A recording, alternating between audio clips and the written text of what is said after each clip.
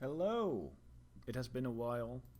It's been more than a year since I made a video.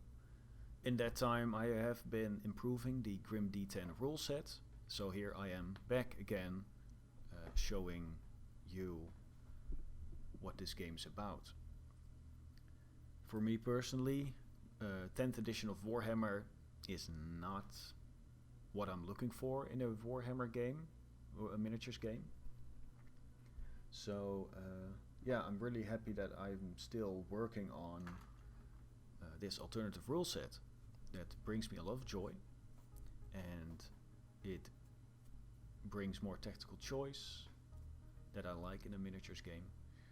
So I'm really happy that I am still here after 2 years, still creating it, improving upon it.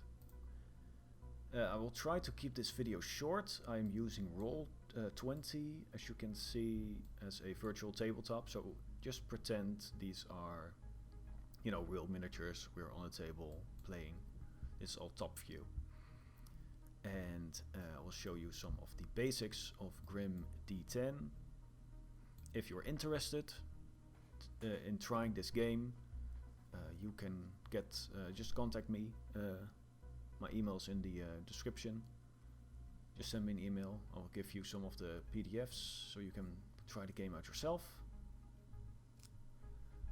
If you have any questions, any suggestions, any criticism, go ahead. Tell me. So here I'm I will show you some of the interactions that the game can have. Because you might be thinking, okay, what's this game about? Well, GrimD10 is an alternative rule set for your Warhammer 40k miniatures. It's more tactical, it brings you more choice in all aspects of the game, like creating your army, what war gear you want. And in the game itself, every choice really matters so much more. And it's fun. I'm really happy with this. So I really also want you to try it out, because I think you can have fun too. And you deserve to have that fun, because you've painted those miniatures not for nothing. So you deserve it. Here we have some Space Marines in this example fighting some Tyranids. I won't go over everything. I just want to show you some of the basics. I will keep it very short, so you can try the game out yourself. And let's just start then. So we have some Space Marines fighting Tyranids. Let's just say the Tyranids have the initiative, so they get to start first. They start with their command phase first. After they've done their command phase, the Space Marine player gets to perform their command abilities, which you can find by the units. Let's just take the captain, for example. We have a captain right here. Right here we have a captain.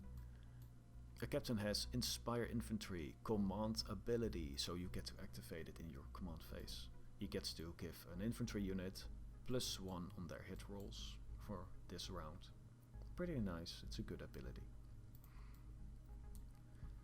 So after that has been done, we go to the consolidation phase. So units get to pile in, units get to fall back. If they do fall back, they receive a fallback token, like this. I'll make it a bit bigger. Fallback token. You can, for tokens, if you don't have them yourself, that's fine. You can print them, you can create them, or you can just use some other things like dice or other tokens you have laying around as to represent those tokens. Then we go to the advanced phase. The advanced phase is where the fun begins. Every unit that can activate receives a activation token, which can also be a die or another type of token. It doesn't matter, as long as you know it represents the activation token. So, because Tyranids have the initiative, they get to activate a unit first. Let's just say the Hormagaunts activate first. when you activate a unit, you get to choose an action to perform with them, which is a very important thing in this game. You gotta nominate their action. Gotta choose their action. Every unit can perform the advance action, or the run action, or the steady action. Or if you have pistols or are a big monster, you can shoot in close combat, so you can close range fire action, or you can just pass. Normally, you just take the advance action, that's just as your normal move, shoot, and charge, as you can read right here. Charging means just charging, so no assault yet, no close combat attacks yet. That happens in the next phase, but you can charge, which is important because you can lock things down. So these Gaunts move probably 6 inches. We can see that right here in the Tyranid rules. Gaunts, 6, yep, speed of 6. 1, 2, 3, 4, 5, 6. Maybe one to the side. And then they would probably shoot. If they could. If something is within range. Shooting, I'll show you how that works later. But they would shoot. Maybe things will get wounded. I mean, they're Gaunts, they don't hit the best. They don't have the best weapons, but that's not what they're here. And then the Space Marine player goes. Space Marine player might choose to activate their Redemptor Dreadnought. Move up, remove the activation token, and shoot the Gaunts. You probably want to see that. I think you probably want to see how much damage this Redemptor Dreadnought can do against these Horma Gaunts, right? So let's go to the Redemptor Dreadnought sheets, their characteristics. Right here, these are the rules. His stand block, his unit composition, 1 with this weapon, his wargear options with the points, and then all the weapons that he can have. Don't worry about the weird glitchiness of the PDF reader. And his special rules, relentless, resilient, and no fear. I don't have to go over them. If you want to know what relentless does or what resilient does, it is right here in the rules. It's the universal special rules that start here. They go all the way alphabetical order. Just a couple pages of them. It's like learning another language. Eventually you just know them from the top of your head. And you don't need to know all of them. They're not. Don't worry about it. You'll be fine. Just play the game. So let's say he starts with a heavy onslaught Gatling cannon. Let's say he has that equipped. Okay. He can of course shoot with all his weapons if he wants to. So he did the advance action, he moved forward. Now he chooses a target for his shooting attack with his heavy onslaught Gatling cannon, his heavy flamer, and his 2 storm bolters. But in this example he only shoots his heavy onslaught Gatling cannon, just to keep it short, you know. This unit right here is the target. It's range of 30, I can see here, 30 inches, so yeah, he's within range. The range was 7. It's heavy 12, so it's 12 dice. Well, you're probably thinking, okay, let's roll 12 d6s. No, we use d10s in this game. So let's do that. Most things are done with d10s. It gives more choice, more possibilities. And it's nice because it's 1 to 10. It's a nice round number. So, we first need a hit roll. Then, the opponent gets to make a save. There's no wound roll. Okay? We will just roll hit rolls first. The fact that it's a heavy weapon doesn't matter because it's a vehicle. It doesn't receive a -1 penalty. If it was infantry, it would receive a -1 penalty. But it's a walker vehicle, as you can see here in the keywords on top. So it doesn't suffer a -1 penalty. RA means ranged attack. So his ranged attack skill is 5+, so we need 5s. 5s or higher. We have 8 successes. That's nice. Good job, Redemptor. That's a decent roll. So it hits 8 giant or more bullets hit the guns.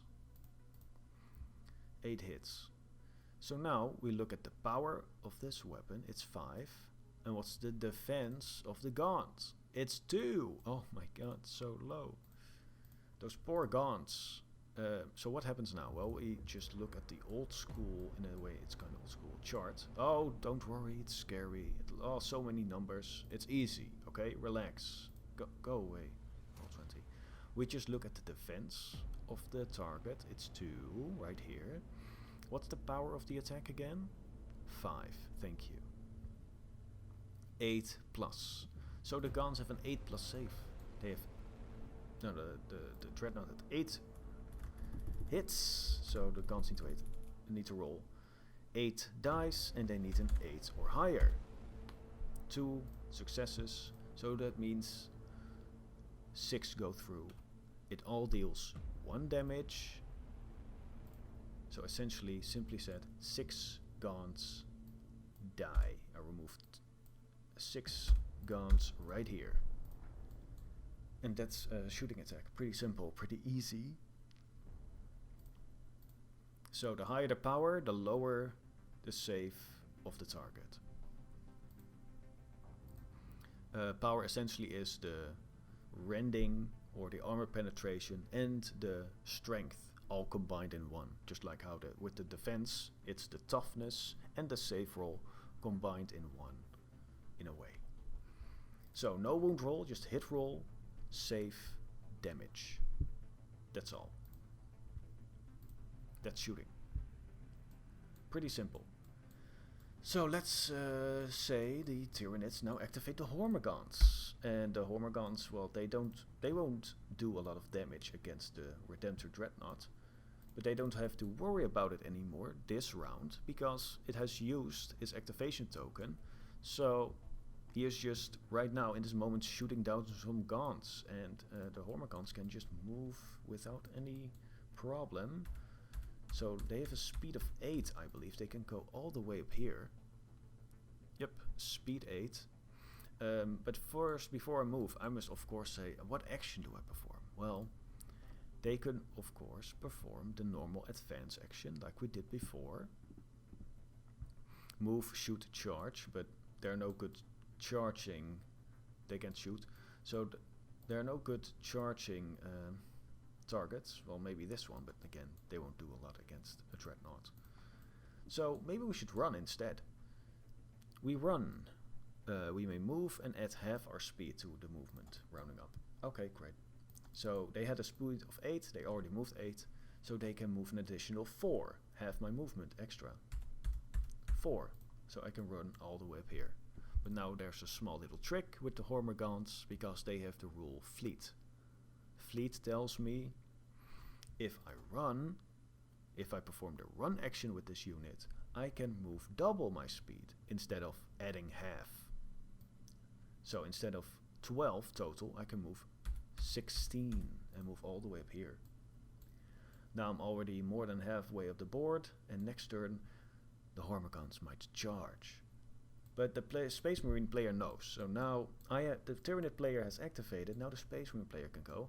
The Space Marine player has some options. Move forward the tactical unit and shoot.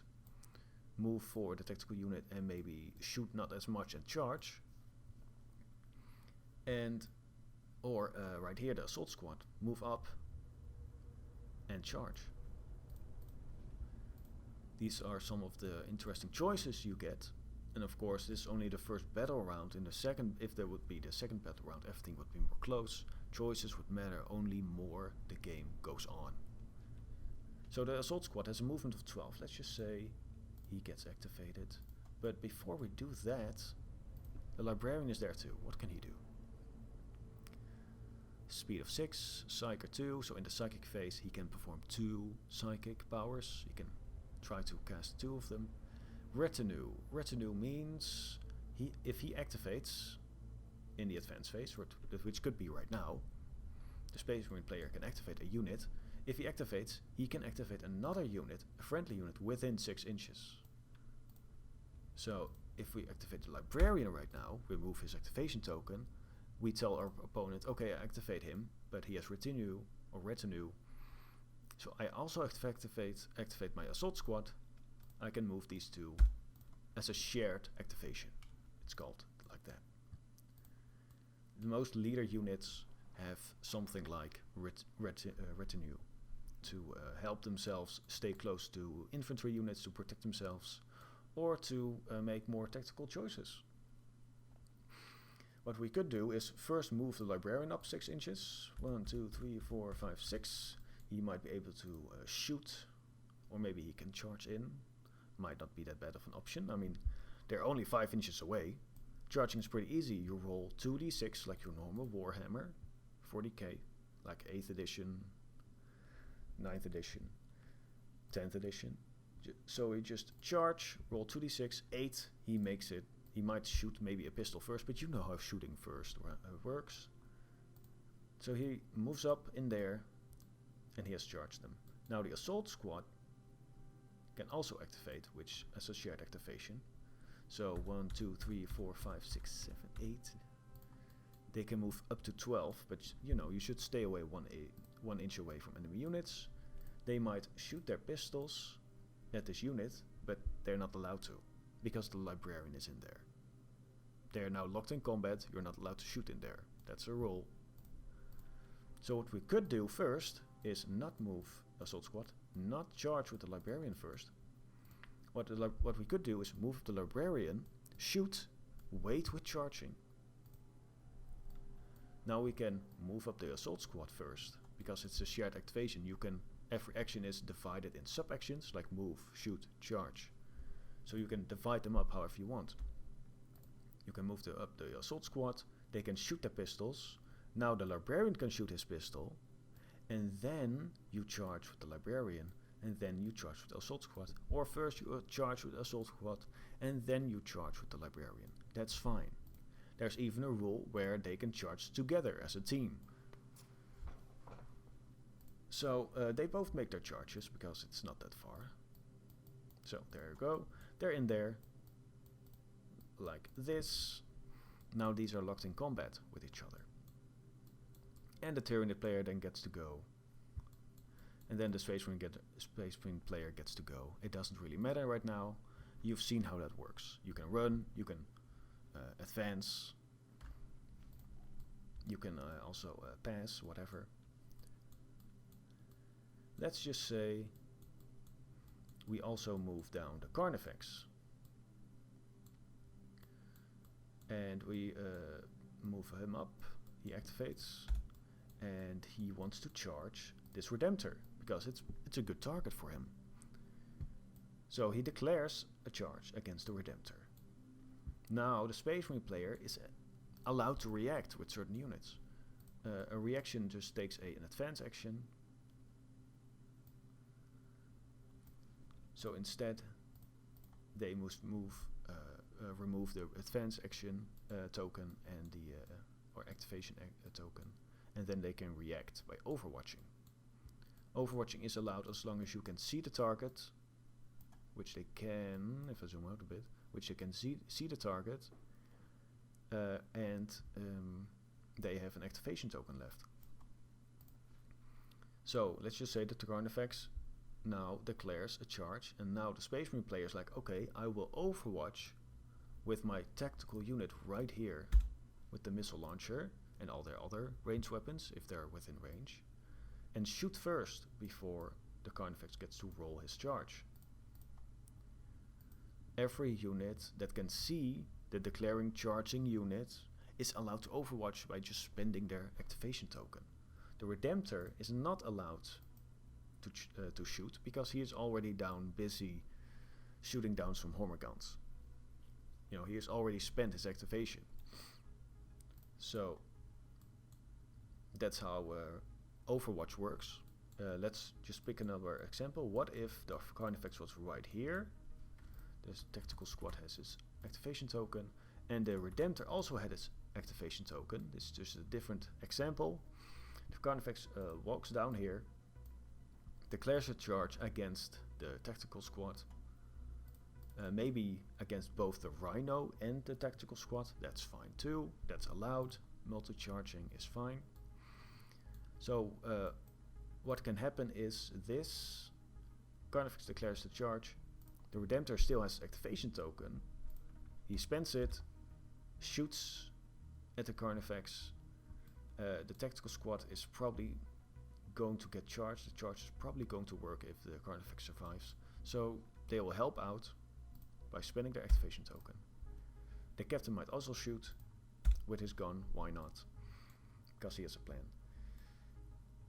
And then they shoot. However, when you are overwatching, you do get a -2 penalty on the hit roll. So a normal tactical squad hits on a 5+ with ranged attacks, which now becomes a 7+, essentially. Not that easy to hit, no. Like the missile launcher would just about miss with a 6. That's a bummer. That was important. But the Redemptor maybe has some good weapons to shoot down the Carnifex with. But let's just say the Carnifex survives, and now he charges in. And this charge works out too. He rolls just exactly what he needs to. Now the unit is charged, and the captain can choose to go in there too. Because it's within 3 inches that a unit gets charged, and he is within 3 inches, so he gets to move in as if he is also target of the charge. One more thing I want to show you about the actions. I've shown you the advance action, I've shown you the run action. Now there is the steady action, very important. You can do some really nasty tricks with this. I've separated the assault squad here for a moment. Let's presume they are in deep strike. Okay, so they come in the battlefield later, which they have as a special rule. So they have deep strike. Right here, it says, you just can't see it, but it's right there. They have deep strike, so they come in later. Not the Necron warriors, the Tyrannid warriors, let's say, are right here, moving up the board, and they know these assault marines are coming down, and they want to tear up these leftover Gaunts. And you don't want that to happen. You don't want all your Gaunts to die as a Tyrannid player. So the Tyrannid player wants to protect these Gaunts, and he is like, okay, I'm going to perform this steady action, spend my activation token, and I get to move and place a steady token.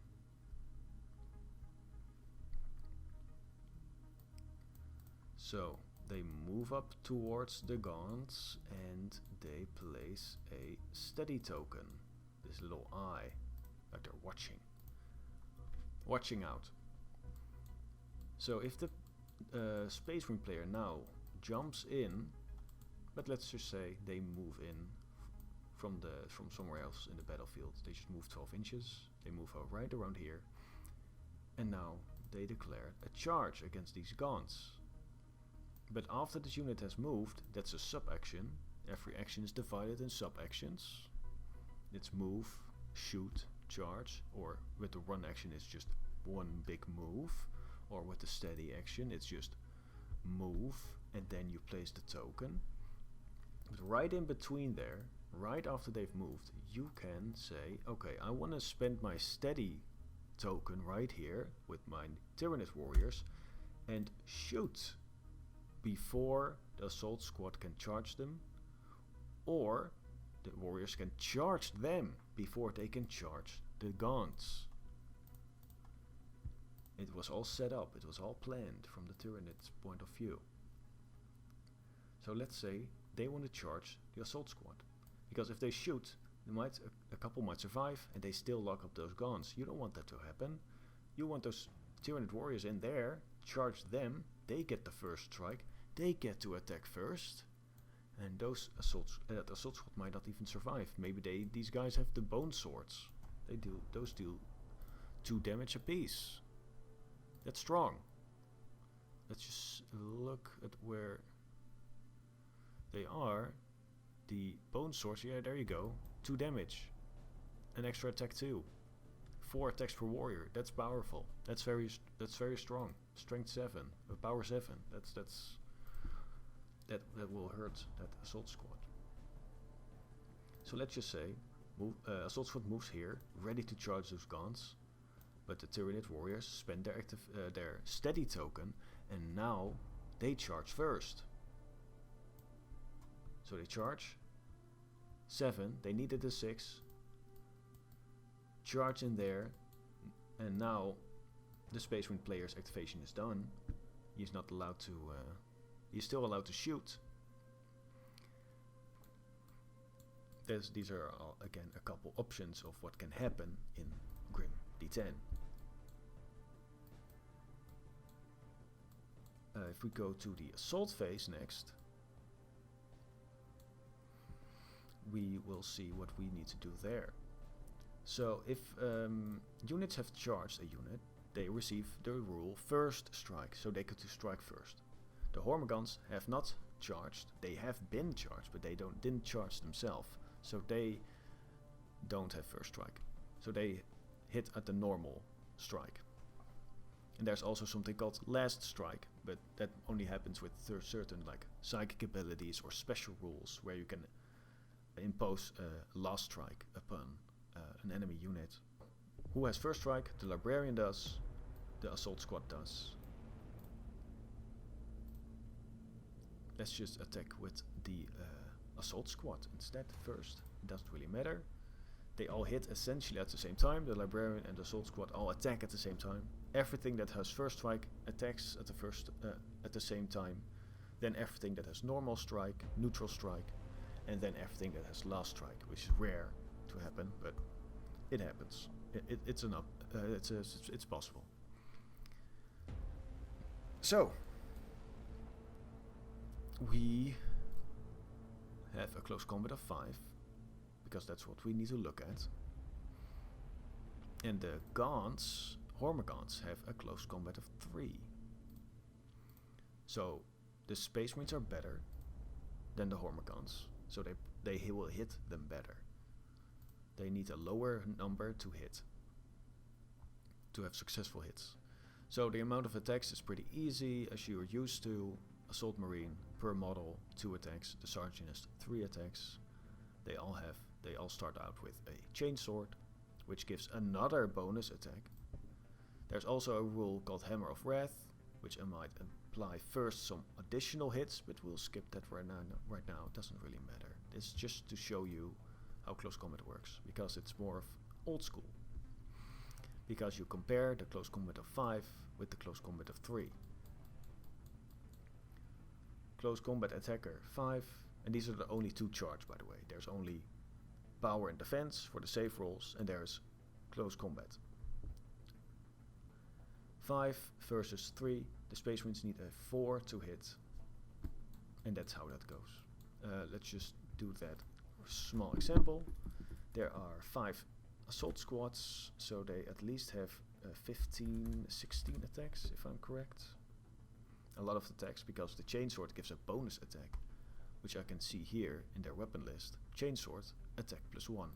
So they have an additional attack with this weapon. Their power is also increased, user +1, that deals 1 damage. So it's nice to have a chainsword, it's a pretty good weapon. Am I correct at 16? 5 times 3.